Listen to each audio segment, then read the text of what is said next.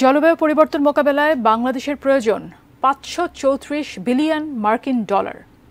একথা জানিয়েছেন পরিবেশ, বন ও জলবায়ু পরিবর্তন মন্ত্রী সাবের হোসেন চৌধুরী। জলবায়ু পরিকল্পনা বাস্তবায়নে আন্তর্জাতিক আর্থিক সহায়তা অপরিহার্য উল্লেখ করে তিনি বলেন, জলবায়ু সহনশীলতা গড়ে তুলতে বাংলাদেশ আন্তর্জাতিক অংশীদারদের সাথে যৌথভাবে কাজ করতে প্রতিশ্রুতিবদ্ধ। বাংলাদেশের জাতীয় জলবায়ু পরিকল্পনার অগ্রগতির উপর ন্যাশনাল অ্যাডাপ্টেশন প্ল্যান এক্সপোর্ট দ্বিতীয় দিনে জলবায়ু পরিবর্তনজনিত চ্যালেঞ্জ মোকাবেলায় সক্রিয় পদক্ষেপ, সহযোগিতামূলক প্রচেষ্টা এবং উদ্ভাবনী সমাধানের গুরুত্বের উপর জোর দেন পরিবেশ মন্ত্রী। অধিবেশনে মন্ত্রী বলেন, বাংলাদেশ অব্যাহতভাবে জলবায়ু পরিবর্তনের প্রভাব মোকাবেলা করছে। জলবায়ু অভিযোজন প্রচেষ্টাকে এগিয়ে নেওয়া এবং সকল নাগরিকের জন্য একটি টেকসই ভবিষ্যৎ নিশ্চিত করার জন্য সরকারের উদ্যোগের কথা জানান মন্ত্রী।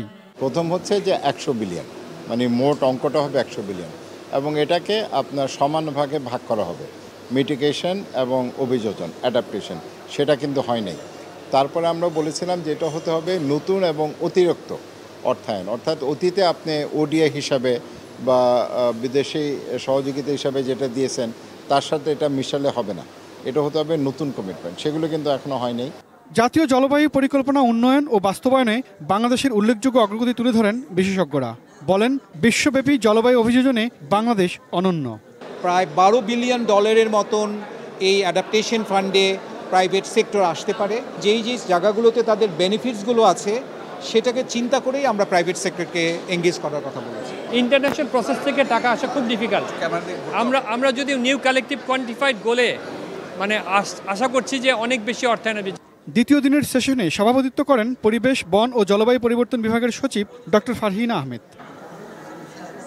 জলবায়ু বিশেষজ্ঞ ডক্টর এম আসাদুজ্জামান বাংলাদেশে ন্যাপ প্রণয়ন ও বাস্তবায়নের চ্যালেঞ্জ, সুযোগ এবং শিক্ষা নিয়ে তার বক্তব্য তুলে ধরেন। একই সেক্টরে কাজ করতে গেলে আর একটা সেক্টরের উপরে হয়তো ইম্প্যাক্ট পড়বে, তখন কোন সেক্টরকে আমি প্রাধান্য দিব সেটাও তো বুঝতে হবে। সেটা তো তাহলে কেবলমাত্র টেকনিক্যাল ডিসিশন না, সেটা পলিটিক্যাল ডিসিশনও। তো সুতরাং সেটা খুব হাই লেভেলে কোঅর্ডিনেশন হতে হবে। সেই জিনিসটা কিন্তু এখন পর্যন্ত নাই। Imran Hossain Suman, ATN news, Dhaka.